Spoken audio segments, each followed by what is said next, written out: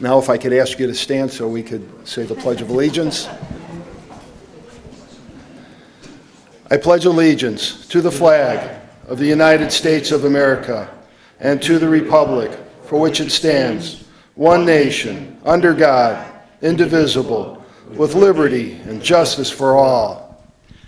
Oh, say, can you see by the dawn's early light what so proudly we hail at the twilight's last gleaming, whose broad stripes and bright stars through the perilous night o'er the ramparts we watched were so gallantly streaming, and the rocket's red glare, the bombs bursting in air, gave proof through the night that our flag was still there.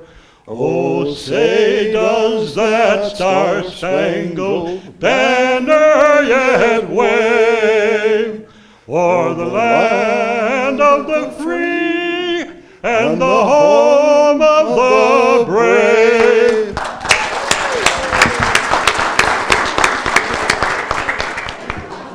That was our own Mike Sutko. Thank you, Mike. Nothing like a song to get you going.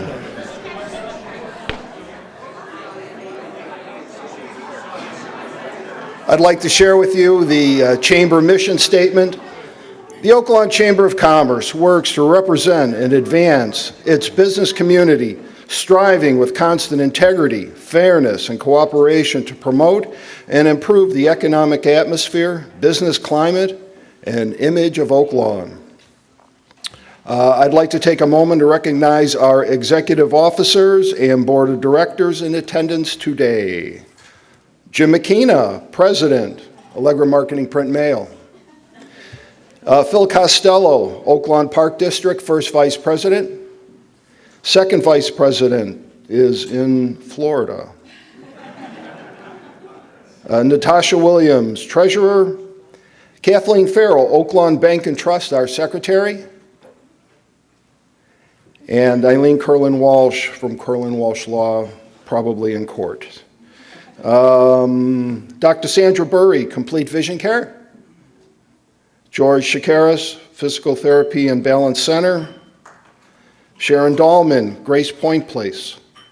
Joe Eaton, Shark Shredding. Dr. Paul Enderly, Oaklawn Hometown School District 123. Dr. David Finkelstein, Oaklawn Foot and Ankle. Mike Reardon, Oaklawn Community High School. I saw you here, Mike.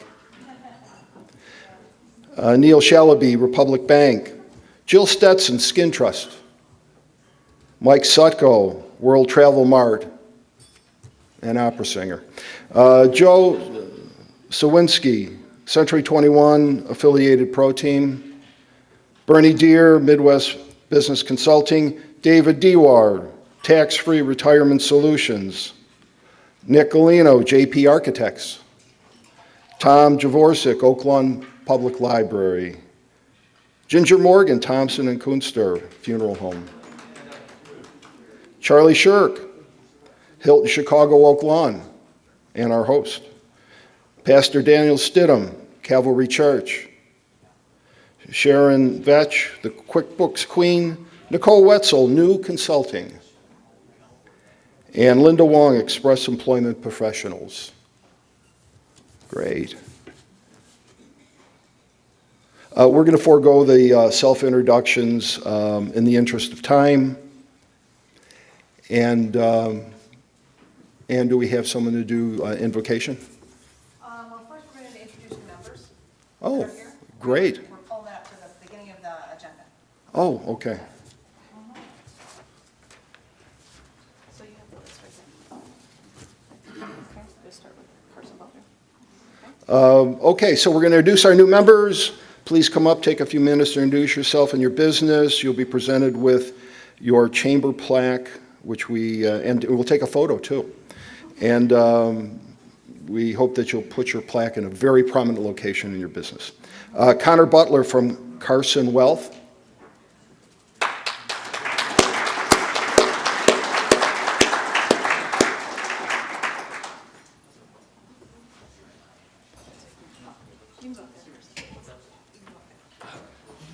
Welcome. Thank you. Hey everyone, thanks for having me. My name is Connor Butler. I recently moved here from the Carolinas last May with my fiance. Two reasons why: for the job I'm in now, and her whole family's up here, so it's been a great experience thus far. Community's been great. A little bit about Carson Wealth. We're all over the U.S., 150 plus offices. We have 2 offices nearby: Palatine, Illinois, and Valparaiso, Indiana. My home office technically is Valparaiso, but I do a lot of home visits, phone calls, Zoom calls, whatever the client needs. But a little bit about Carson Wealth. We're a fiduciary investment firm in financial planning. I like to think of ourselves as a one-stop shop, pretty much, which includes investment management all the way to tax planning, estate planning, retirement planning, all of that. So that's about it. It's a little high-level detail, but thank you guys. Looking forward to meeting each and every one of you, and thank you for your time.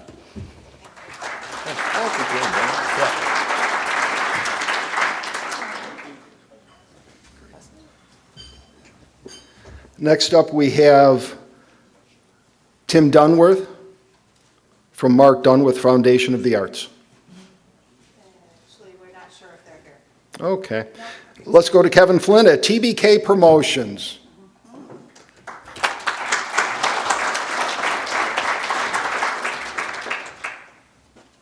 It has been a long time. Where's our photographer? Oh, I don't like microphones. Hi, I'm Kevin Flynn, and despite my name maybe being on this board, I don't own TBK Promotions. This lovely woman in the white sweater does. Hi, Mom.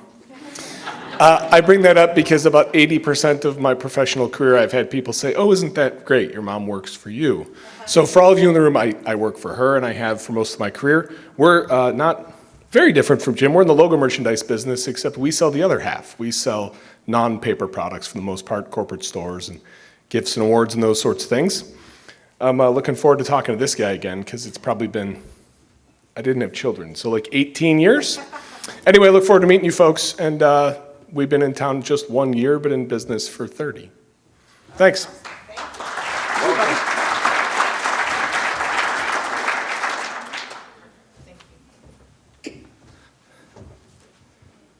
I'd like to welcome up Geneva Griffith from GG Spot Bar. Is that supposed to be Sport Bar and Grill? Bar and Grill. Spot Bar and Grill. Yeah, GG Spot. Okay.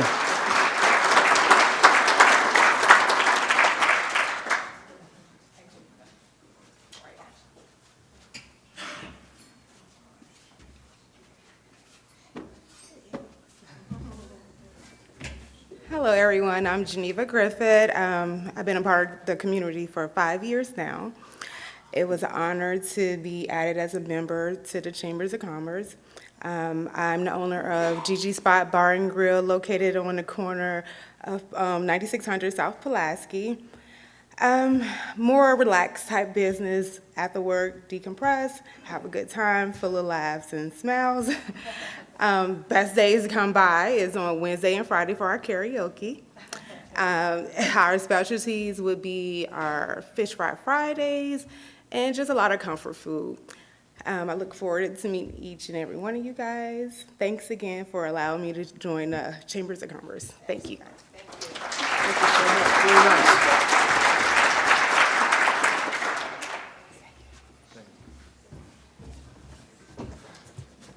Next, we have Angel Malone from Photography by Angel.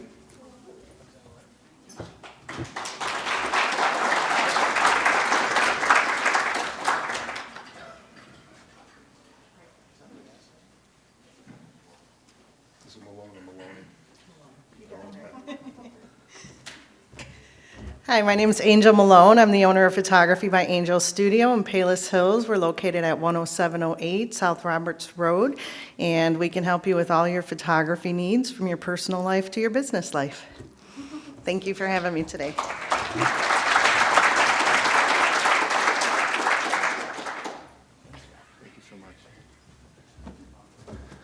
And last, we have Mary Murphy from Hibernian Home Care.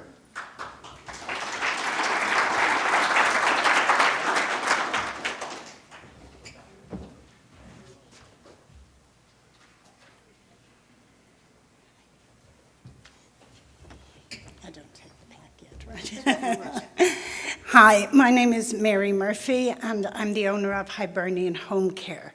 It is a home care company that facilitates seniors with chronic disease to remain in their own home, rather than going to a institution like a nursing home or selling their home to go into an assisted living facility.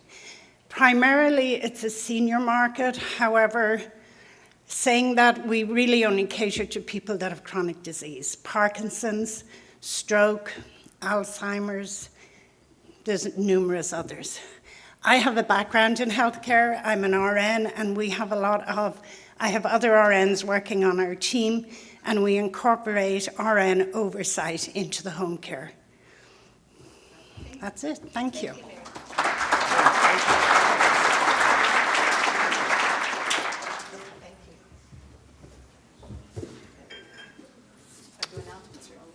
You want to do announcements? Yeah. I don't want to hog the microphone. Okay. Hi, everybody. Thanks for coming. It's great to see such an enormous turnout. And we're only going to talk just for a few more minutes before we turn the mic over to our wonderful village president and officials that are here today from our community as well. I just want to go through announcements real quick. We do have a ribbon cutting coming up on April 5th, and that is for JMD Defense. Javondalyn, are you here? Yeah? Oh, she was signed up. Okay, so Javondalyn Dunnigan is a new member, and she and I just formalized a ribbon cutting for her business. It'll be on April 5th at 11 a.m. And the address of that will be included on our website shortly. We just finalized the time with the mayor and with our chamber president. The next luncheon that we have will be at Oak Lawn Community High School. We'll be thanking the students whose artwork and drawings were featured in our fire and safety coloring book, and also awarding them a gift from the Oak Lawn Chamber of Commerce. So that'll be next month on April 12th. On Wednesday, April 20th, we have our virtual lunch and learn with our very own board of director, Daniel Stidham from Calvary Church, and he will be presenting on the topic of the necessity of emotional intelligence, and that will be Wednesday, April 20th at 11:30, and that will be a virtual event. And on Wednesday, April 27th, we are happy to bring back our Health and Safety Expo. George Kacharis and Dr. David Finkelstein are our co-chairs for that event. It's been a couple of years since we've been able to hold this event, and thanks to the generosity of District 123, we will be holding it at what is now known as the Senior Center, 5220 West 105th Street. But our event will be held there on April 27th from 9 a.m. to 12 p.m. We're looking for vendors and donations. Whether we'll be raffling off some raffle baskets and also giving away, they normally serve some goodies, some food and drinks appropriate for morning time. So if you're interested, even if you don't have a business that can participate in the Health and Safety Expo, if you're interested in making a donation, please see George or Dr. Finkelstein or myself. And at this time, we'll move along to the State of the Village presentation. Jim, do you want me to just continue on? Yeah, okay. So of course we want to thank Village President Terry Vorderer and the rest of our community and village officials for coming and joining us today. In light of moving the program forward, Hilton is going to start serving salad, and then at, what time is it? In about 10 minutes, the village president will start the presentation, and we'll invite the rest of the presenters to come up. Daniel Stidham, would you mind doing an invocation for us prior to the salad? As he's walking up here, I would just also let you know that I put a brand new directory on everybody's seat. And there's also some index cards either on the table or on your seat, so that as the presenters present, if you have any questions, you can write them down on the index cards, and there'll be a Q&A period after the presentation is done. So at this time, I'm just going to hand off the mic to Daniel, and then after that, we'll just, in about 10 minutes, Terry will come up and start speaking. Thank you, everybody. Thank you, everybody. Again, my name is Daniel Stidham. I'm the husband of Megan, and we celebrate diversity in Oak Lawn, and that is in every regard. And so I represent, I'm pastor of Calvary Church, which is a Christian church, so I'll be praying from that perspective, but please know we encourage and welcome people from all religious and faith backgrounds.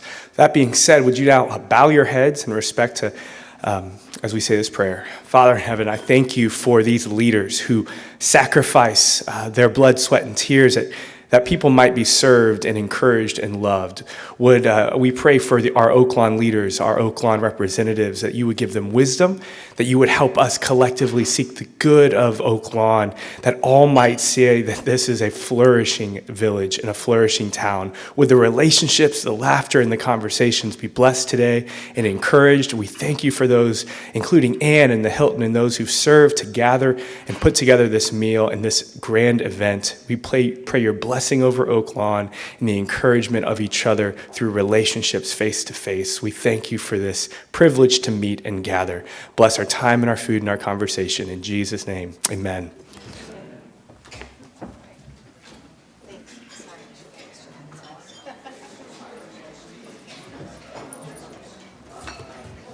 Okay, that's fine. Yeah, so does everybody know to come on up? Maybe a pile of water. Okay. Good afternoon. I know time is precious for all of us, so rather than wait 10 minutes, I'll start the program.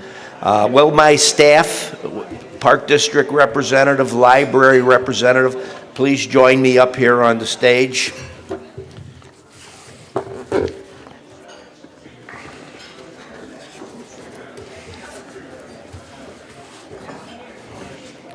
Let Claire sit here, Bud, and then you.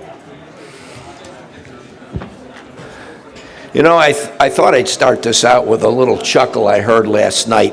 I thought I'd share it with you guys. This young man has lived a life of crime, and it catches up with him, and he gets sentenced to the big house. He gets there, and he's intimidated by all the tough guys that are sitting there. And they bring him down to the lunchroom. The lunchroom's got 300 people in it. He's sitting at the table, and he's very quiet. He's intimidated. Suddenly, out of the silence, a guy jumps up and says, 14! And the entire room bursts out in laughter. And suddenly, it dies down. So this new guy says, I wonder what that's all about. But he's intimidated to say. A couple minutes later, some guy jumps up and he says, 12! He says, everybody in the room jumps up and starts laughing again. And he's thinking, what's this all about? So he mentions to the guy, hey, what's going on? He says, you know, we have been in this prison so long. We have heard every joke there is. So we've just assigned the number to him. So if you want to tell the joke, you just holler the number. And the new guy says, well, that's pretty good. Maybe I'll try that. So he jumps up and he says, 7! Not a sound, not a peep, not a chuckle. He reaches over and he says, what happened? What happened? The guy says, well, you know, some people can tell a joke and some people can't. You know, I was really pleased to see 5 or 6 new businesses joining the chamber. I feel that my job as a mayor is cutting ribbons. I do a lot of cutting ribbons, and that speaks to the vitality of the village of Oak Lawn. And we are a very fortunate village. We have many benevolent organizations whose members not only serve their charters, but through their good work, they benefit our community. Organizations like the Elks, the Lions, Veterans of Foreign Wars, the American Legion, parent-teacher conferences, and many, many more work to promote their missions, but as a result of their missions, they make Oak Lawn a better community. Now, one of these organizations is this one, the Oak Lawn Chamber of Commerce. Its mission, and I'll read it, to represent the business community and improve the economic atmosphere, business climate, and image of Oak Lawn, has greatly, and I say greatly, makes Oak Lawn a desirable community to its current and its future residents. I view the Chamber of Commerce as the engine that drives the local economy. And this view is shared by all Oak Lawn government officials. As such, one of our major incentives is to identify each business located and operating in Oak Lawn to offer them a subsidized membership in the Chamber of Commerce. I expect to roll out details on this incentive in the near future. As many of you know, Oak Lawn has been my home all my life, and I've had the privilege to serve this community in several positions, over 50 years. Today, as mayor, I know the people who have made this village the vibrant community it has been in the past and now, and hopefully for the future. So rather than asking my management team to join me here on the stage while I do all the talking, I thought it would be best for each of our department heads to make a presentation about their respective departments. Now, joining me here today, it is my pleasure to introduce our elected officials on the stage with me here. Trustee Bud Stalker, Clerk Claire Henning, and in the audience we have Park District Commissioner Dan Johnson and Library Commissioner Joe Skabinski. And our past mayor is here in the audience, who served this community for more than 8 years. And I'm honored to step in her footsteps. Give her applause.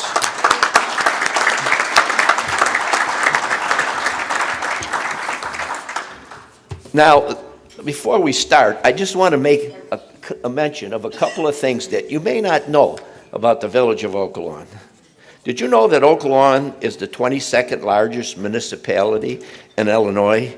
And our population has grown almost 2,000 people to 58,362 residents in the 2020 census. Oak Lawn has more than 1,000 licensed businesses, a number that has been steadily increasing despite the recent pandemic.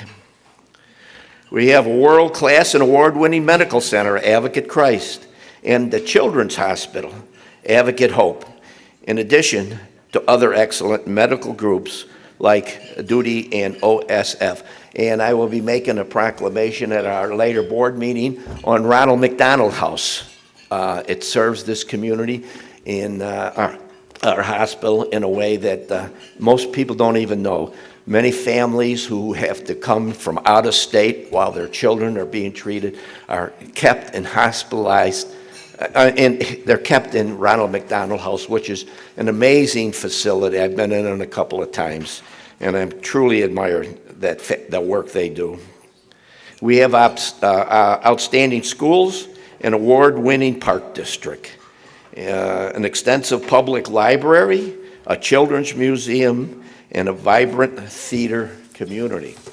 We also have the Oak Lawn Responders Memorial at the Oak Lawn Patriot Station, and that was constructed with beams from the World Trade Center, and I understand that Oak Lawn has the most steel from that center of any community in the United States. The village and its schools have been the home to several famous people, including Kevin Cronin from RFO Speedwagon, David Dahl, New York Giants, Dwayne Wade, Miami Heat, and Kanye West, the recording artist. For almost 2 decades, Oak Lawn property taxes have remained the same or have slightly increased. I think we did that 1 year over the past decade, and that was because of the pandemic. And our village is governed by 6 trustees, a mayor who acts as a, print is very small here, as a tiebreaker on votes. And we employ a full-time village manager, Tom Phelan here, okay, who oversees the village on the day-to-day operations. Now, we'll start out with Trustee Bud Stalker. Bud Stalker wants to talk a little bit about his work and my work, not only with the senior bus in Worth Township, which we're trying to reinstitute, and the Stony Creek Water Retention Plan. Bud? Thanks, Terry. I just want to tell you that I've been coming to these meetings for about the last 7 years. That's the amount of time I've been as trustee in the village. And I get more information from the chamber members than I get from my constituents. It's really an honor to be here. And I only have a few minutes. I'll get right into the problems we face. One of the biggest problems in Oak Lawn is flooding. Oak Lawn has been around for a long time, and much of it is low. But the lowest portion of Oak Lawn is, in general, south of 99th Street from Austin to Pulaski down to the southern end of the village. Part of that area is District 5, my district, and other areas, previously Tom Fallon's, now it's Ralph Sachs' area. We've done a lot in Oak Lawn to try to mitigate the storm damage. The first thing we did was, at the direction of MWRD, we isolated storm water from sanitary sewers. The reason for that was to eliminate as much sewer backup as we could. Sewer backup in your basement, you know how it smells, it's not healthy, and it's just had to be done. Now, many of you still have connection between the storm water and the sanitary water, and MWRD is pushing to get that changed. You don't have to change it tomorrow, you don't have to change it next week, but we are preferring that you do it, and we're going to help. Oak Lawn has a 50-50 program where we'll pay half of what it costs to isolate those systems. It's a limited program. It has to be reinstituted every year. So check with the village officials to make sure that it's on and you can qualify, but you may be forced to do it if you sell your home. I have that problem. A lot of people in Oak Lawn have the problem, and it's very important that we isolate the stormwater from the sewage. The next thing, though, is that drainage, where does all the stormwater go now that we're not putting it into the sewer? Well, there are storm sewers in the village, and we've done a very good job of allowing them to retain water. We have restrictors in the storm sewers, so honestly, the streets are intended to flood. That's called detention. It holds things off until the drainage system can catch up and take away the rainwater. The past couple of years haven't been too bad. Last year, I think we had flooded 52nd Avenue, and you know, the street in front of my house floods. It's intended to do that. That's detention. But there's a better solution to the problem. We've got a creek called Stony Creek, which you guys have seen over near Richards High School. Now, you haven't seen much of it because it's overgrown. It's filled in with mud, and it's not doing its job. It drains water from Evergreen Park, Oak Lawn, Hometown, Chicago, Beverly area, Chicago Mount Greenwood area, Marquette Park, Chicago Ridge, Hickory Hills, Bridgeview, Palos, Worth, and Alsip. It all comes through our community. So what's the solution to the problem? Well, Stony Creek has to be dredged. We've appealed to the MWRD to do that. I want to tell you that over the last 20 years, there have been studies of Stony Creek in excess of $160 million. We're asking for about $70 million to dredge it and fix it. And plans are actively progressing with MWRD to make sure that that can be done. We'll continue to push, and it's a very important solution for the final end of flooding in Oak Lawn. That's one problem. All right, the next problem. Ginger, senior bus. When the pandemic first hit, we canceled the operation of the senior bus. We didn't know how to handle it during COVID, for one thing, but the other thing was that we were dealing with about 100 people and it was costing us $100,000 a year to operate. So, what do? We went to Worth Township and asked them to help. Worth Township contains about many of the same communities that I just listed, and they had run a bus service as well. The problem with the Oak Lawn bus service is we served Oak Lawn only. Now, we did go across the street, Chicago Ridge Mall, but, you know, not a lot of seniors wanted to only go there.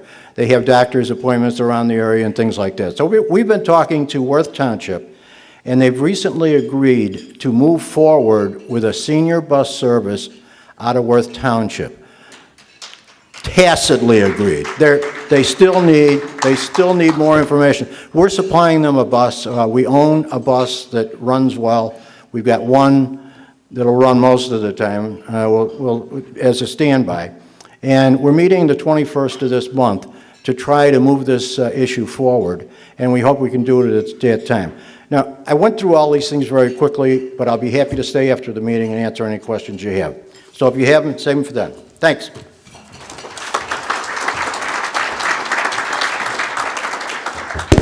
Thank you, Bud. And one more thing, we're hoping to get that senior bus up rating in the spring, maybe May or June. I talked with the Worth Township Supervisor, Patricia Murphy, just yesterday, and they're on board, and hopefully we'll have that up and running. Now, we'd like to move on to our village manager, Tom Phelan, who present a general overview of the village along with its financial and economic outlooks, and he'll be assisted with our IT director, Ray Gita. Is Ray here? Yeah.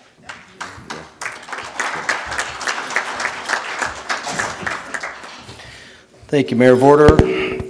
I first want to apologize. When I left the village office today in a hurry, I grabbed my windbreaker, not my sport coat. I did not mean to dress down for the event. That's my fault. Thank you to everybody who's been here for so many years. I see faces out here. When I was first elected in 2005, I think Jack Baker, who I see sitting at the table there, was on the board of the chamber. I see people like Mike Reardon, Ginger Morgan, but also all the new faces that have joined over the years. Former trustee Steve Rosenbaum, I just see here in the audience, longtime chamber member. Trustee Stalker is correct when he talks about the problems in the village, and if you rank them 1 through 10 and ask the average resident what their problems were, flooding would be 1 through 9. It really is a staggering problem that's existed for decades, and as Trustee Stalker said recently, we finally made breakthroughs with various government organizations, including the MWRD and the Army Corps of Engineers. But today, given the nature of this organization, I wanted to focus on 2 components on behalf of the board: public safety and economic development, because they go hand in hand. You can't have one without the other. We have excellent department heads across our village staff: Public Works, IT, Ray Gata, Human Resources. But today, the board wanted to focus on public safety and economic development, because again, unless your community is safe, you can't expect people to come and invest their money here. We were just at Gigi's Spot a couple of weeks ago, enjoying the hospitality there. The food, you're right, is terrific. People like yourselves want to know that if they're going to invest their hard-earned money and their lifetime savings, the community they're going to invest in is going to be safe. And this board, certainly from the moment I was on, prior to my joining, Steve Rosenbaum was a longtime trustee. There's been a long time of commitment from the Village of Oak Lawn to public safety.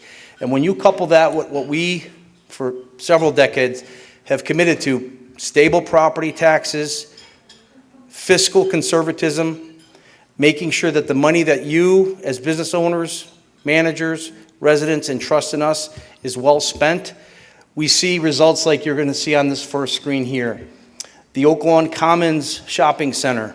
For those of you who've been around a long time, you know this was the former Kmart, Chuck E. Cheese, shoe store that just fell into not only disrepair, but several legal problems, fights, very significant, a blight on Oak Lawn.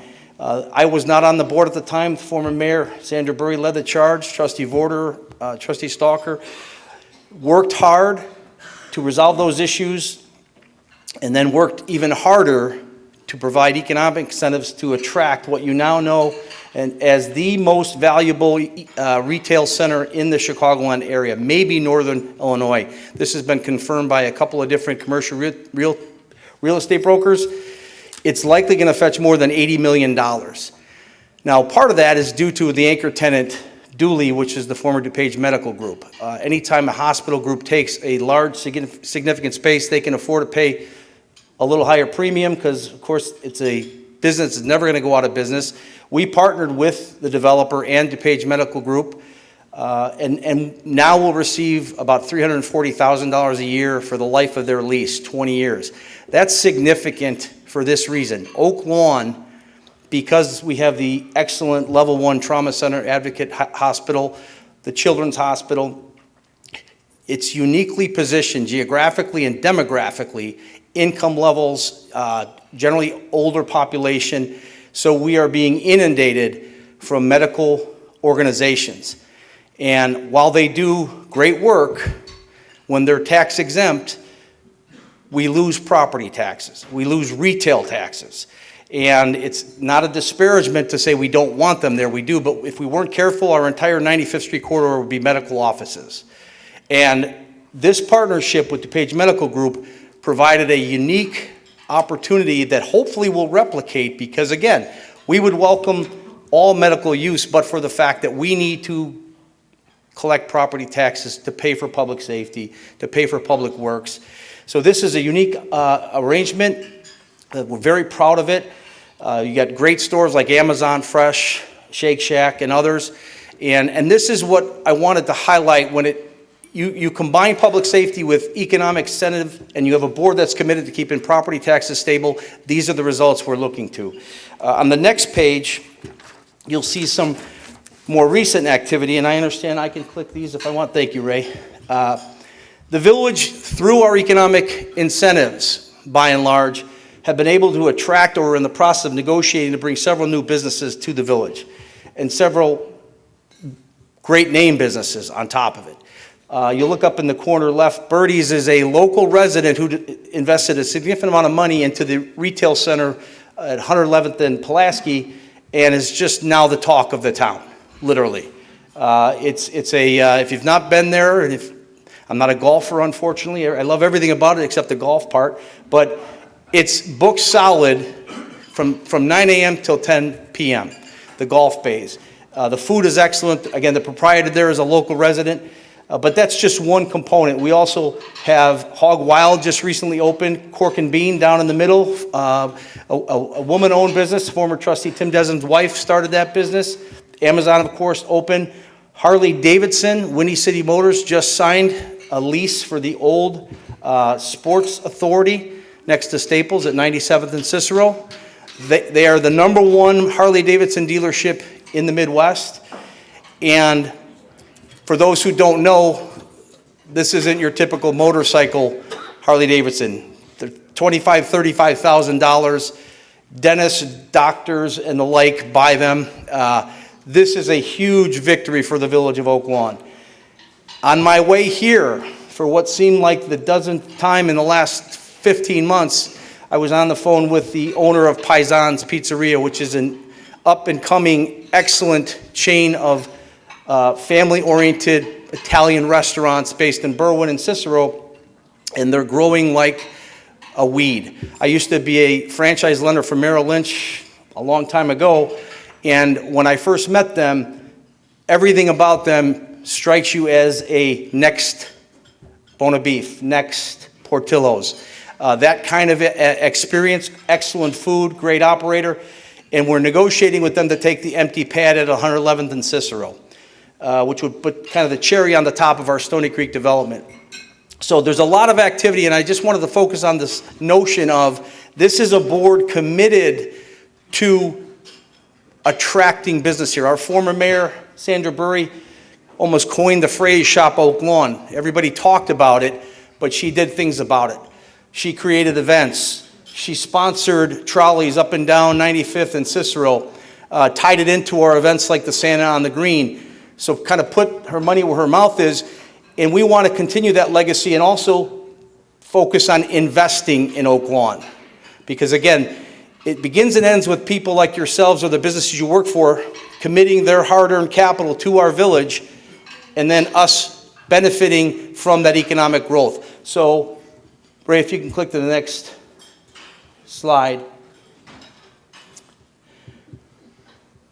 I have with me today two people, Deanna Daziak and Dan Brennan, who comprise our economic development team, which includes both business licensing and economic development. And as the mayor referred to earlier, we are doing what Tommy Lee Jones said in that movie I can't recall the name of. We are going to every doghouse, outhouse, blank house, up and down 95th, up and down Cicero, knocking on every door, introducing ourselves, learning who the tenants are, and in hopefully 3 to 4 months, we will know everybody in Oak Lawn from a business perspective. And by that I mean in a good way, because we want to get connected and stay connected with everybody for various reasons. The primary one being safety and security.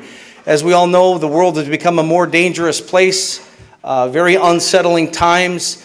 Again, we have a commitment to keeping our town safe, but it's been a challenge. So you'll hear later on, I think, from our police chief and Diana, head of our 911 center, about efforts we're making to connect with people, both residents and businesses.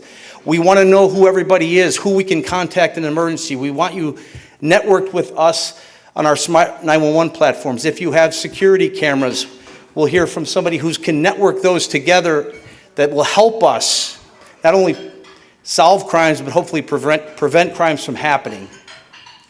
If we can get people connected and stay connected, they will be able to benefit from things we can offer: economic incentives, grant opportunities, low interest or no interest loans.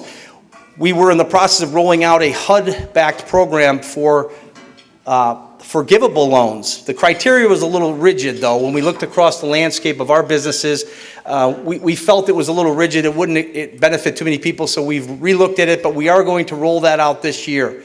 And again, if we don't know who people are, it's difficult to offer those incentives. And by that I mean, depending on your type of business, we'll know who you are. You have to get a license through the village. But if you're an attorney, a realtor, a professional who has to register with the state, certain beauty providers, which I don't profess to know the distinction, but Deanne and Dan do, you don't necessarily have to register with us because you're licensed through the state. But we don't know who you are, by and large. And we want to resolve that. We want to not charge any money for the process of registering with us, but we want to get everybody connected on the same page, easily communicate with the village and the village back in turn with you. And then, as the mayor referenced earlier, we want to make your organization stronger, the chamber, because again, you're the ones who has your finger on the pulse of the community, at least from the business perspective, more than we do. Just in the last 2 weeks, we've heard from Park Lawn, who gave me permission to talk about their facility on her 11th and Laverne. They've outgrown it.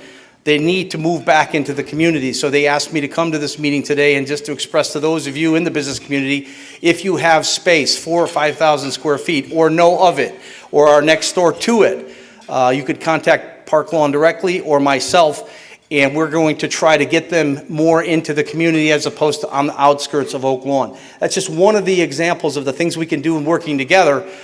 Vacancies that we can address together. Needs, if you are in a strip mall, for example, and you're having a problem with a tenant. We are seeing an increase in squatters on the residential side. Thankfully, we don't see that problem with businesses, but we are hearing of problems with businesses with long-term vacancies.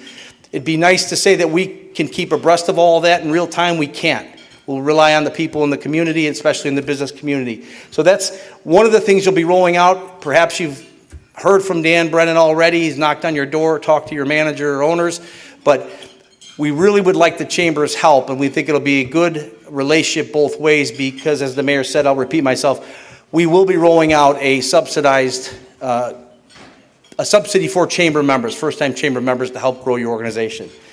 So that's all I wanted to talk about today. I'm going to turn this over to our Assistant Village Manager, Jerry Dillon, to talk a little bit about our financials, and then we'll hear from our first responders and our 911 center.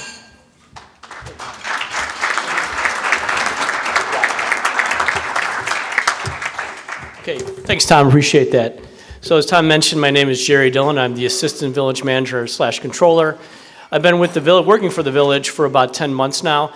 Although I'm a resident of Oak Lawn, I can't say lifelong, but I moved into Oak Lawn 23 years ago, raised my family here. I recently, most of my career has been in corporate environment. I worked for Mars, the candy company, not the planet, Mars. And it's really been exciting to work here. A lot of great things going on in the village. And from a finance perspective, and I'll go through a couple slides here about the profile of the village. It's been an interesting time. I mean, even coming from corporate, starting back in March of 2020 when COVID hit, it was a lot of uncertainties, even for the corporate and obviously for the village. And really, there's some things, and I'm going to go through a little more detail in the slides ahead, but the village has done a great job of effectively managing the COVID crisis from a financial standpoint.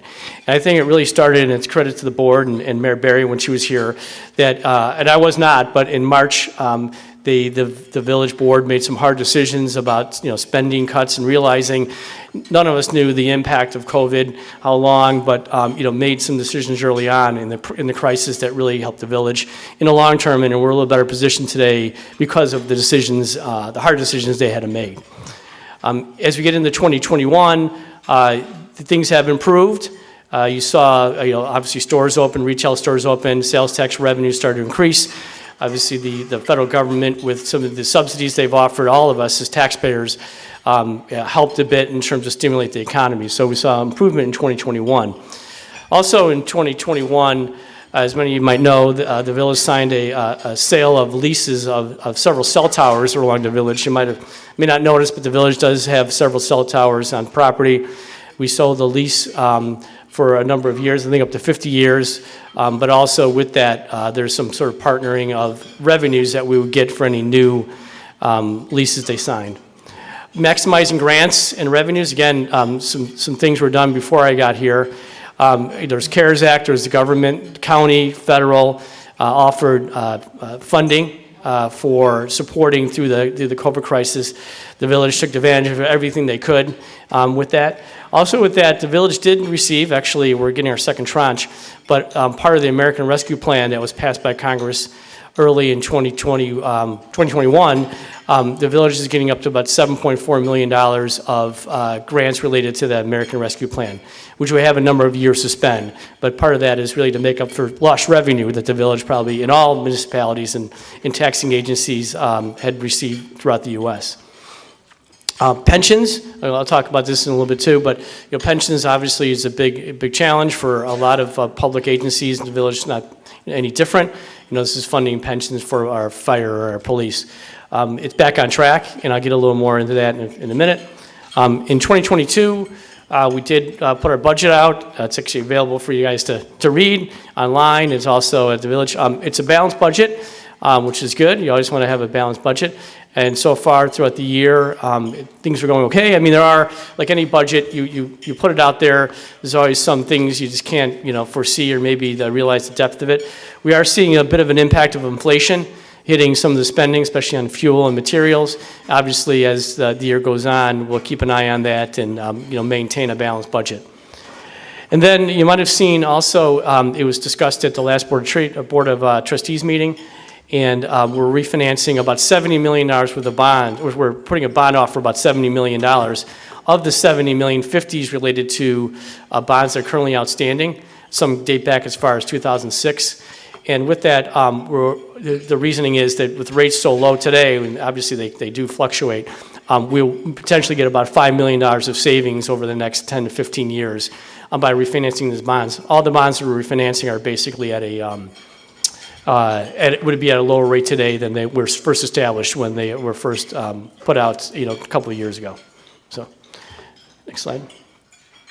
Really, as we've kind of the COVID theme and the mention, I think the village also was blessed with a lot of diversity in its offerings and able to weather in terms of obviously Advocate Medical Center being a huge presence here in the village, obviously. And unfortunately or fortunately, we had had that as our village, and that was really a great anchor, and that helped can weather the storm, and also all the other medical facilities and doctors' offices. It's really driven, stayed open throughout the whole crisis, really managed it well, so that helped. Car dealerships stayed open, although now cars are, it's a bit of a challenge, so you could drive by some lots that are half empty, but they stayed open throughout the pandemic. Pharmacies, Walgreens, CVS, and Target. Grocers, obviously Mariano's, there's 3 Jewels in Oak Lawn. Home improvement, Home Depot, department stores like Target all remained open. And restaurants, some restaurants were able to stay open. Portillo's in particular stayed open. So we were blessed with a bit of diversity in terms of our businesses. It's kind of a small print there, but I'll kind of go through some of the 2020 and 21 challenges that were overcome. As I mentioned, in the end of the day, the village was able to have just a small, slight deficit in terms of the revenue versus expense of $46,000. And it really had to do with the second bullet point, the decisions that were made by the board and the mayor back in March of 2020, looking at freezing headcount, looking at maybe freezing spending. But one of the key things that was emphasized when I came in the office is that that the public safety was not really on the table in all these things. They looked at other areas where they can, look at the budget where they can reduce spending, and it really helped out a lot that these decisions made to, give us to a basically, breaking even point. One of the things also that was done is that the village worked with the pension boards to defer some pension payments, not end it, but defer it to when the things got better with COVID, and that was, working together was very important. And also, there, was mentioned before about essential businesses staying open, and we did continue to get some sales tax revenue come through. In 2021, we haven't finished our audit yet. Our audit financial statements will be completed sometime later this spring, but we did see our first kind of cut is we saw about an $8.4 million actually surplus. And really a lot of it had to do with the cell towers that I talked about. The village received about $4.8 million of selling the long-term leases for those cell towers. So it helped out, among other things as well. I think one of the residuals is that we're able to, the spending that was cut, we realized that we're able to get through some things without some of the, necessarily rehiring for those positions. Not that we cut people, but we realized we can work more efficiently. So that was a bit of a silver lining when it came to finances with COVID. We saw, again, strong state sales taxes growth, helping with businesses opened. Also, in July of last year, the village increased its home rule sales tax. The village is a home rule government. It has the ability to tax. It went from 75 basis point to 1.25% for 50 basis points. That was about a half year of additional revenue that came in. And the village, with the revenues increase, we were able to make up those deferred pension payments that we deferred in 2020. So, next slide. Just real quick, I'll go through. These are the sort of revenue, the primary revenue sources for the village when it comes to tax. Obviously, we get revenue from services, fees, from water.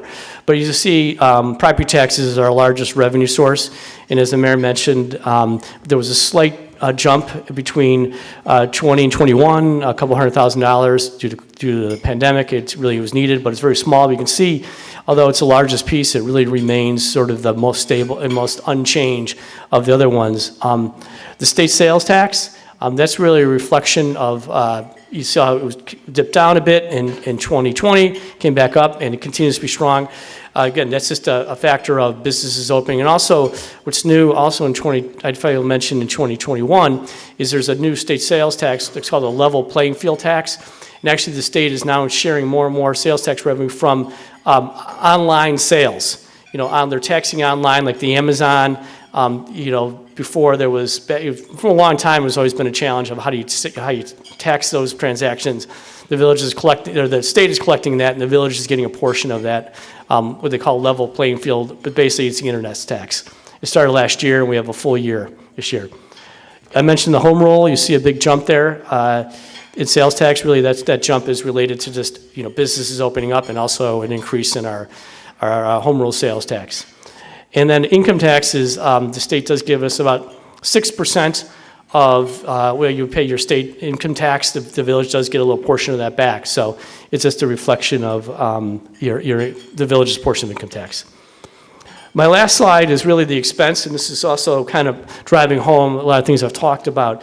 If you look over the last, since 2019, where we've sort of increased spending, one area that we've basically kept spending flat about $9 million over the last couple of years, is really general government services. What we call that is basically it's finance, HR, IT, the business licensing. So basically the administrative staff, able to get by and keep that spending flat. Police, as you see, has been mentioned, strong backing to police that was never cut. And in fact, it's going up. I mean, it's just a reflection of the funding and the support that the board and the mayor give the police, that it's something that is very, high level, that we want to make sure we have enough funding for that. And by the way, police too is also about a third, we have about 300 employees that work for the village, and police is about a third, about 100 plus of our employees are police related. Fire, same thing, again, we continue to fund our fire. And then Public Works, going up slightly. There was a bit flat between 2019 and 2020, a little bit higher there in terms of Public Works. We need the infrastructure. And then the pension payments, we put that in there. The last one is that you'll see these are the pension payments that the village pays for fire and police. 2020 reflects, you see the down year, essentially deferral. And then you see in 2021, they're made up for that deferral, and now we're back on track in 2022. There was a plan that was basically approved by the board several years ago. We're now back to that planning and spending. So it gives you a highlight of where we're at in terms of the village spending. So I think next I'll turn it over to Chief Vittorio, who will talk a little more about the police.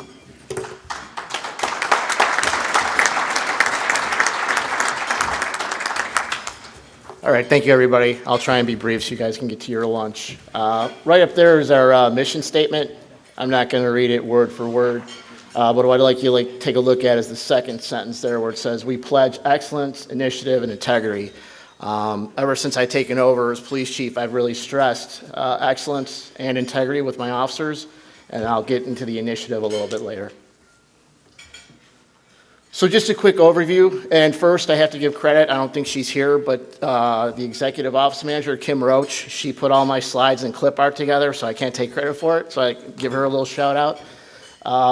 We're currently staffed at 104 sworn officers, and like my predecessors told before, that the village is committed to public safety. They recently approved 8 new hires. 2 of them will be going to the academy, and 6 are actually lateral transfers who will go onto the street right away. So that'll put us at 112. That'll be the highest level that we've ever been at. Once these new officers are trained, we're going to bring back some programs. First, we're going to increase our detective and tactical unit. Tactical unit is a proactive unit out there for more like crime suppression and drug investigations. We will also be bringing bike patrol back this spring. I'm sending 2 officers in April. Hopefully they don't fall and hurt themselves, but they'll be on the street in the summer. And back by popular demand is our canine unit will be returning in the fall.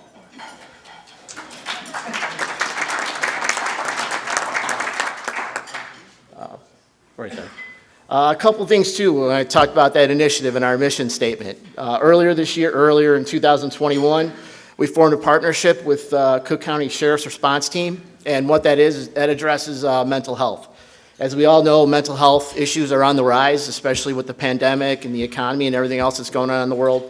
So what this allows our officers to do is if they respond to a call where it may be a domestic related situation, someone might just be having a bad day or they just need someone to talk to, what we have the ability to do is through technology is we have iPads that were issued to several of our officers, and within a minute we can get a Zoom conference with a licensed clinic. And they can talk them through whatever they need to talk to them about.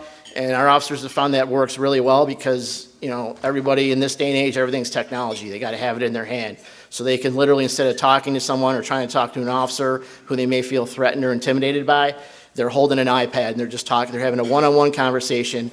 And it really has worked well. And not only do they help us at the scene, but they also follow up with them and give them the care that they need. Fuses. So we have partnered with Fuses. What this is, it's on our website. I don't know if you've been following the village board meetings, but we've really been pushing this. And what it allows us to do is allows us to access security cameras from both residential and commercial. With that being, our officers and our investigators can follow up on crimes and hopefully prevent crimes once we go to a live time crime center. I do have a representative from Fuses here, Jack Howard, so I'm going to bring him up for a little quick overview, and then we'll get back to my slides.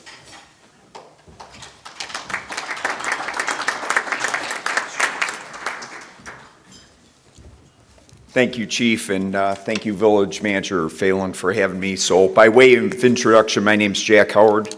I'm a product of Oak Lawn, class of '84 from St. Louis to Montfort. I had the privilege of raising my family nearby in Evergreen Park, where my wife and I currently live.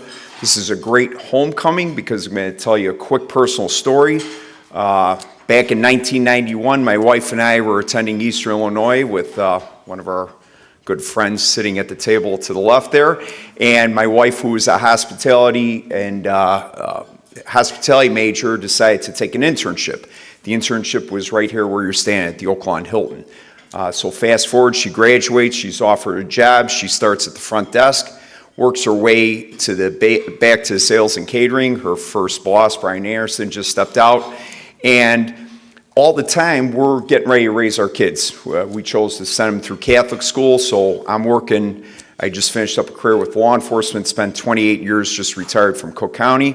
I'm working side jobs. My wife decides to work side jobs, and the side job she decided to work in was here at the Oak Lawn Hilton. So you probably passed the room on your way in. It used to be the old coat room, and she hung coats on Friday nights and Saturday nights. Again, we chose that. I tell that story because it made me very nervous. I did what I did, and I knew what was out there in the street, and her coming in at 11 o'clock at night after working an event here at Hilton caused me concern, as did when she was working the front desk when she first worked afternoons.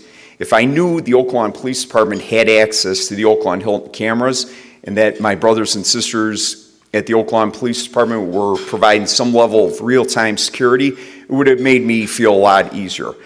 So I bring that story to you and to talk to you about Fusus and how your village, your police department is light years ahead of other villages and other cities across the nation. I could say with my new workers that I'm working with, all former law enforcement and military in Fusus, it's a company based in Atlanta, and they are providing your officers with real-time situational awareness. And as Village Manager Phelan, he stole my line. I have it written down, by the way. We don't want your police officers to solve crime. We want your police officers to prevent crime. And that is what Fusus is doing. This public-private partnership is the future. Your police department partnering with our private sector partners is the wave of the future, and I'm more than happy I can answer a lot of questions afterwards. I know there's a Q&A session. I can stay here as long as you want. But in essence, there's two functions. You, as a business owner, you can register your camera to say, hey, police department, if there's an incident, here's the manager, here's the key holder, here's the person that has the login and password to my video system. Or in the case of several businesses here in the Oak Lawn area and public entities, high schools, stuff like that, we want you to have real-time access, because when that 911 call is placed, the crime's over. It's too late. Whatever happened 2-3 minutes earlier. We want to give our officers the ability to efficiently and effectively respond to crimes in progress. And this is truly a force multiplier. Your village is looking at this through the fiscal lens, but they're also looking at it through the officer safety and public safety lens. They want to make your community safer. And I'll close with this. My mom still lives here, grew up at 87th and Moody. She's here. My brother's over by St. Linus. I got a niece and nephew both at Richards High School. I got another niece at Oak Lawn Hometown Middle School. And again, I circle back to my wife. Had this technology been here when my wife was working the front desk or working the coat room or working back in the sales, I would have slept a lot better. And think of that with the business owners, you know, your high school kids working that late night shift, to give your police department real-time situational access and situational awareness could provide some level of comfort and security to your employees and make the village all safer. So thanks, and again, I'm more than happy to answer questions afterwards or during the Q&A session. Thank you very much.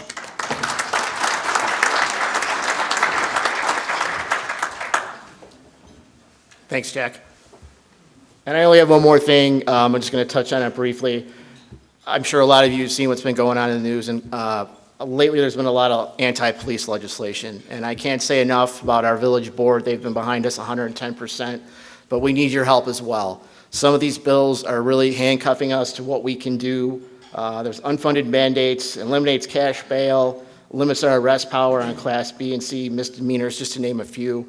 The top one there, 1727, it's going after officers so they can be sued civilly. We need your help, so please let your state legislators know that you support us, and I thank you for your time. Up next is Fire Chief Zach Riddle.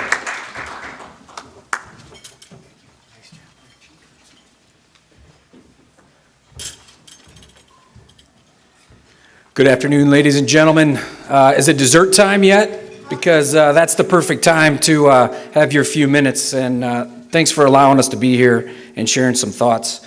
The Oak Lawn Fire Department answered 9,345 emergency calls last year for medical fire rescue services, raised thousands of dollars for our citizens, charitably, neighbors, kids in need, organized blood drives.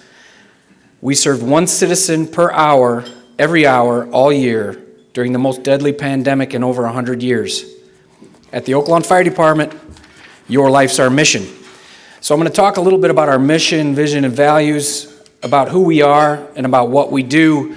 Most of you, we will never professionally meet, and that's a good thing, because you won't dial 911 and need us to come there on the worst day of your life. But I tell you, if you do, we're always ready, we're always here, and if you need us, we'll come and get you. So, to begin with, the Village of Oak Lawn Fire Department operates 365 days a year, 24 hours a day, in every weather situation. So, when it's snowing sideways, when it's raining, when it's a polar vortex, like I said, we're always here when you need us. 2021 call volume increased a little bit over 10% in compared to 2020. And if we remember back to March of 2020, the pandemic has been around almost for 2 years. So what does that mean for the Oak Lawn Fire Department is that all of our first responders, police department, dispatch, public works, also folks that work in Village Hall and leadership, it increases the stress level. It increases the operational tempo. It increases the amount of energy and resources that we put forth to take care of our community. So everybody at this table, everybody that works for the village, to include all of our firefighter paramedics, been working really hard for the last couple years. So thank you to everybody up here, and thank you to all the men and women of the fire department for doing what you do. A couple of the pictures up there, one of those fires was on a below 0 degree day. And anybody that has any water around your home or in your garden hoses realizes that water freezes, right? And what's the only thing that makes fire go out? That's water, right? So it's a huge, huge challenge for us to keep everything going and answer some of these calls during this weather. You'll also see a picture of all 3 of our ambulances at the hospital. They're either transferring a patient, restocking, doing some reports, but just because those of our numbers, a lot of times we have 3, 4, 5 calls going on at the same time, not all of them medical.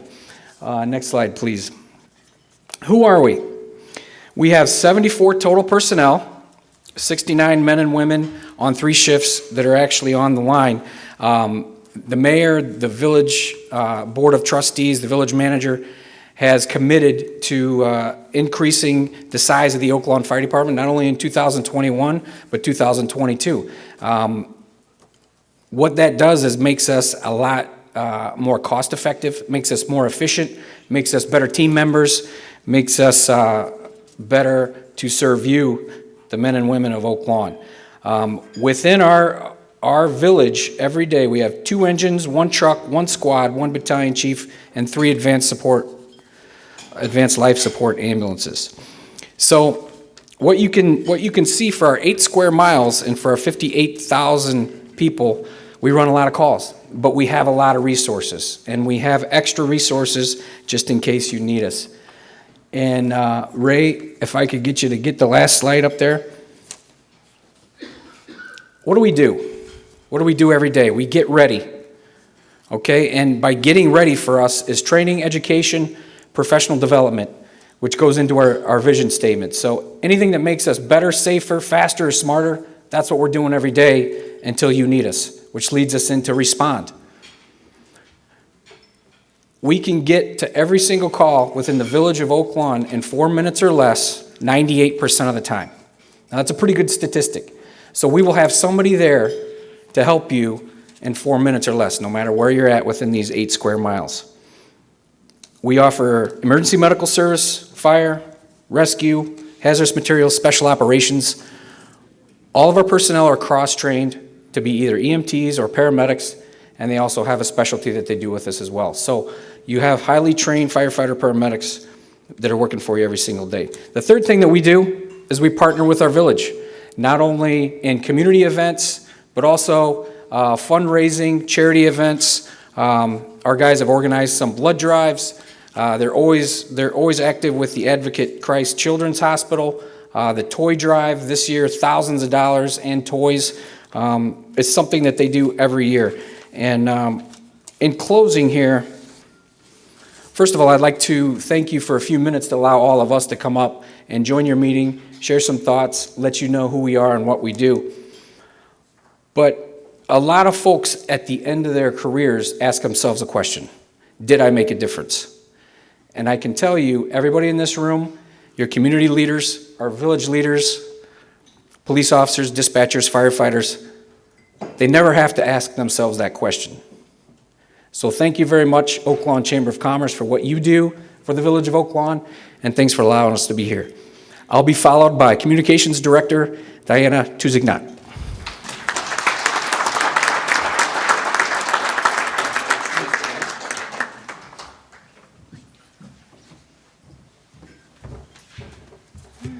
Good afternoon, everyone. For those of you who I haven't met, my name is Diana Tuzignat. I'm the director of the Oak Lawn Regional Communications Center. We are located in the village of Oak Lawn, and the reason I say regional is probably about 5 years ago, our state of Illinois, actually it's been a little more than 5 years, I think it started in 2014. We did a lot of regionalization within the state of Illinois. It complemented a couple of our neighboring states, such as Indiana. So we are a consolidated center, which means that we service about 146,000 in population. A lot of that is we are located in Oak Lawn, but we also dispatch police and fire services for Evergreen, Burbank, Bridgeview, Elsip, Hodgkins, Bedford Park, Central Stickney, and Lyons. And what does that mean? That's a great thing because we are a large hub. We were just recently rated the 15th largest consolidated center in the state of Illinois.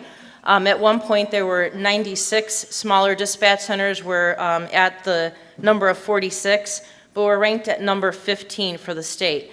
So anywhere, any business that you dial 911 from, whether it's a wireless cell phone or your landlines or your business lines, in this area comes to the Oak Lawn Regional Communications Center.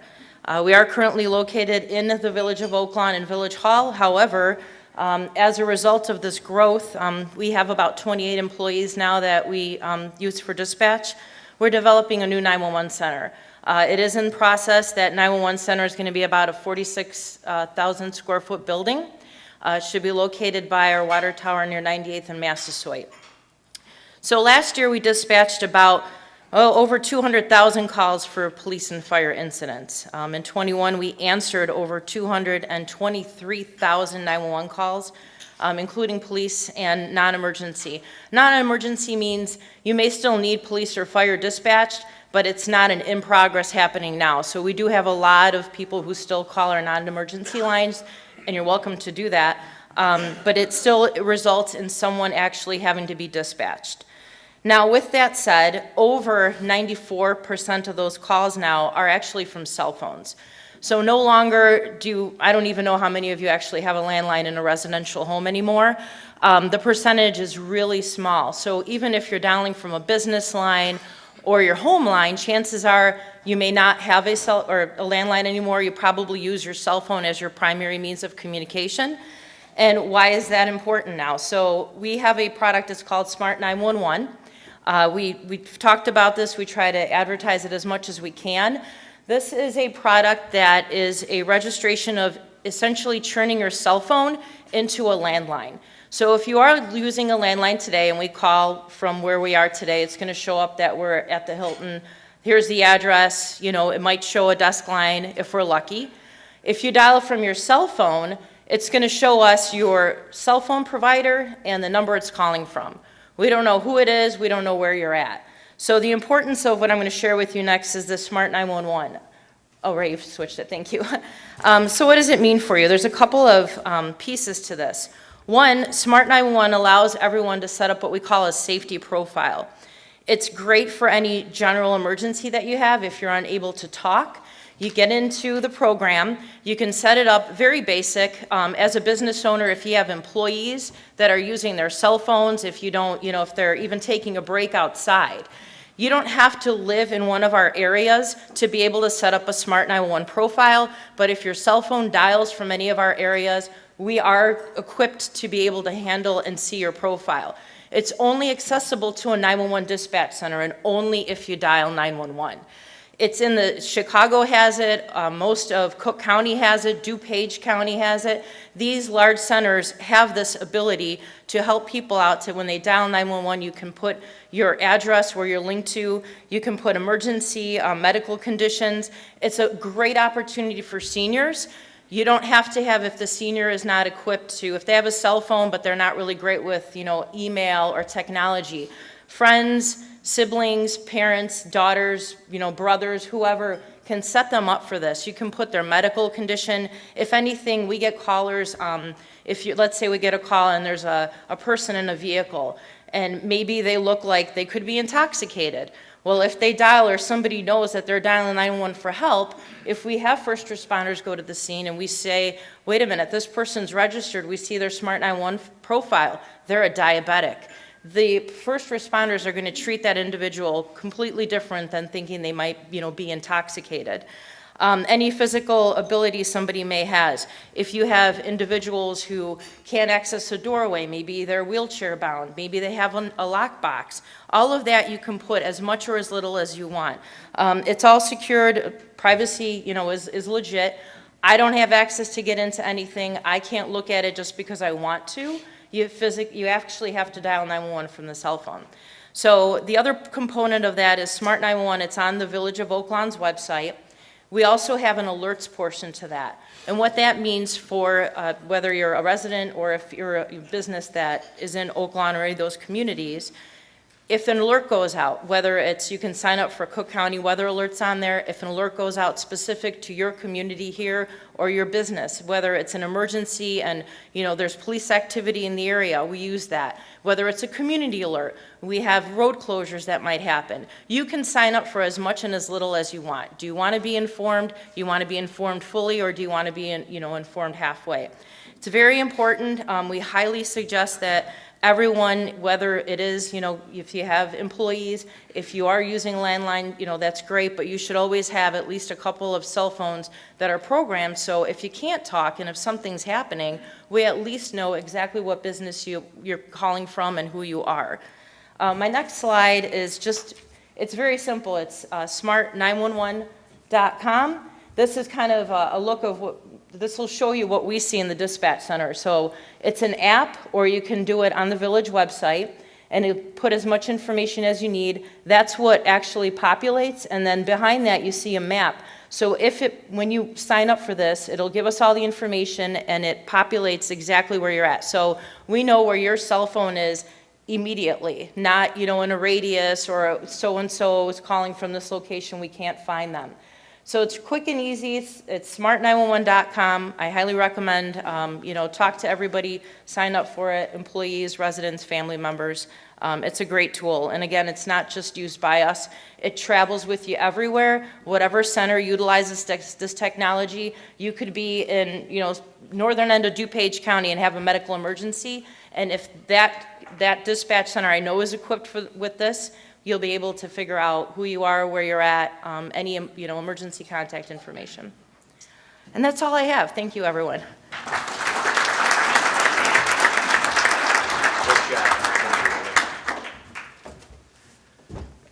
In addition to our department heads here, we also have the water department, the street department, maintenance departments. But rather than bore you with the work that they do, I thought that one of the important governmental services that we give to our residents is our Park District Interlibrary. I was a Park District Commissioner, and I know, and as a father, I know the value of parks to the village of Oak Lawn. I always say they are the jewels of Oak Lawn. So I've asked a Park District representative, Commissioner Dan Johnson, also a military major, okay, in the United States Army, to fill us in a little bit on the Park District. Dan?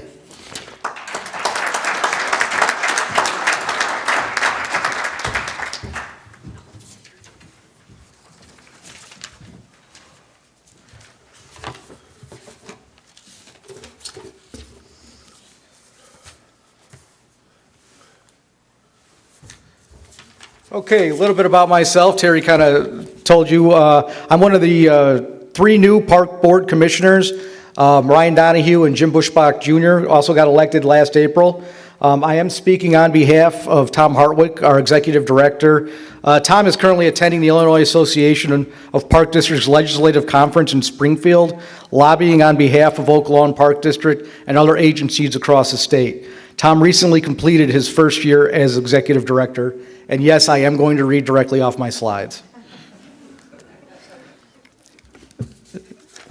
2021 in review, we conducted our community needs survey, which resulted in 93.2% of households expressing satisfaction with Oak Lawn Park District programs, facilities, and park areas.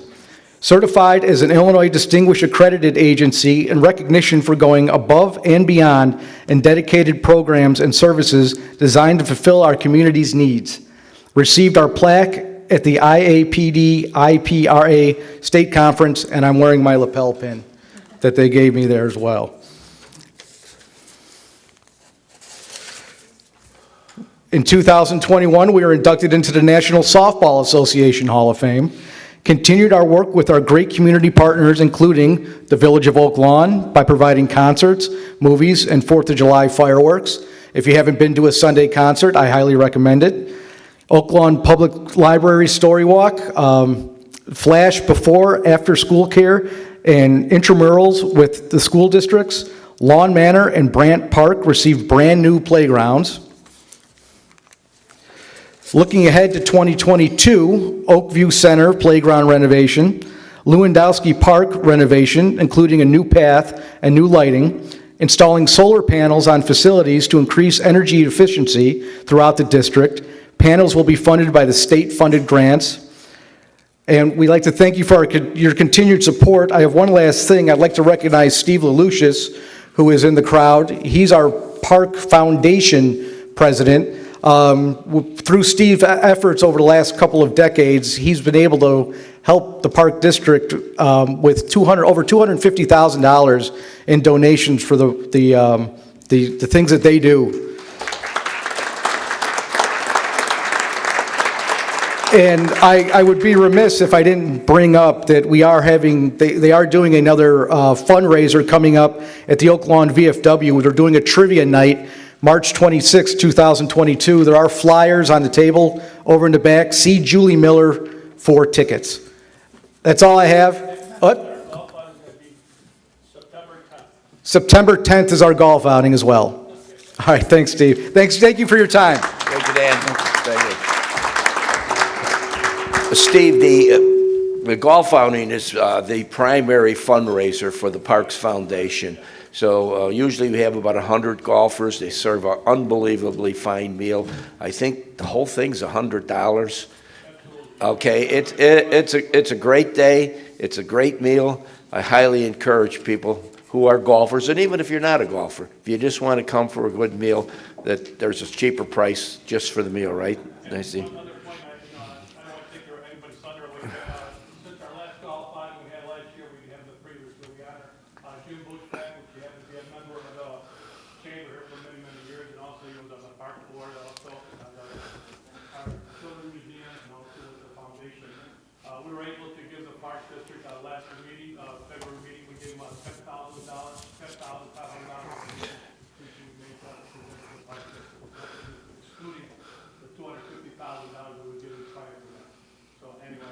Thank you, Steve. Thank you. And our final presenter will be Carol Williams. Carol is the director of our Oak Lawn Library. Carol?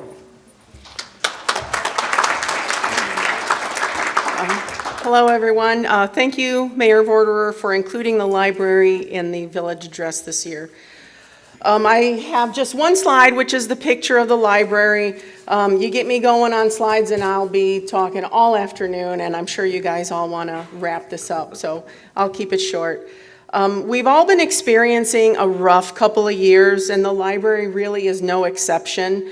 But as we emerge from the pandemic, I like to think that we do so smarter and stronger as an organization. We couldn't do things the way that we always did. We had to change, and change, while hard, is necessary. This past September, our Board of Trustees voted to change our rules and go fine-free.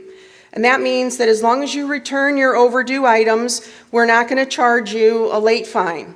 We want to encourage people to return their materials and then be able to check out more when they want to. We don't want to punish people for forgetting or not being able to afford their fines. Our programming and services had to change to full virtual, and our staff made it happen. For a while, it was the only way that we were able to connect this community with our materials, programs, and services. But gradually, we were able to reopen our doors, return to normal hours, and even in-person programming again. Our adult and teen programs resumed in September, and our children's programs returned in January. There are some people who discovered that they preferred attending our programs virtually from the comfort of their home, and our program schedules now have a variety of in-person, virtual, and hybrid options available for everyone. Our spring newsletter is packed with new programs, so I hope you all browse through that. We're changing to a more outward focus in the community. We're building on existing relationships and making new connections. We're partnering with fellow chamber members to bring information to the people through specialty programs and events. We've been involved in events outside of our walls, like the 4th of July parade, trunk or treat events, craft fairs, small business fairs, and we look forward to new opportunities to participate more in the community during '22. Meanwhile, inside the library, our annual Fan Fest event returns on Saturday, May 7th from 9 a.m. to 5 p.m. There'll be free comic books and other giveaways, vendor booths, discussion panels, a gaming lounge, a cosplay competition, and more. I encourage all of you to add it to your calendar and plan to visit and bring your family along. And also, we are currently collaborating with Republic Bank to bring a community week-long Beatles exhibit with multiple themed programs. So be on the lookout for more information on that in our next newsletter, and thank you all very much for your time. Thank you, Carol. Thank you. You know, as I said earlier, I've been around for a long time, and I've had the opportunity to be on some of the boards here, and I always wondered, why aren't we all working together? We're taxing bodies, we all have our missions and our charters, but we're spending the same taxpayers' dollars. If we can improve services through the people, to the people of the village of Oak Lawn, by working with the Park District, working with the library, working with the school boards, I think the people of Oak Lawn would be greatly benefited. And as I move into the conclusion here, I'd like to just speak briefly on the senior center. Myself and trustee Alex Olenichik are working hard to bring the senior center back to the village of Oak Lawn. And we will be having some important meetings in the near future, and hopefully we'll be able to make some announcements. And I want to thank the chamber for allowing us all up here to present. And didn't this team do a good job? Let's give them a...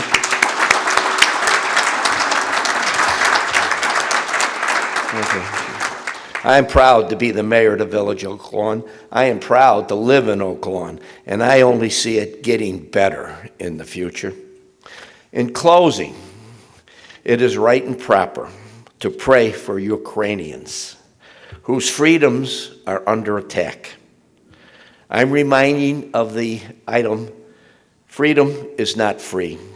It's paid for by those who give their blood and their lives to assure it. And I'd like to say thank you, veterans, for your service to this great country. Thanks for public service. Thanks for our police and fire. They make Oak Lawn and state of Cook County and the state of Illinois and the United States of America a place we are all proud of. God bless America. Thank you. Thank you, thank you, thank you.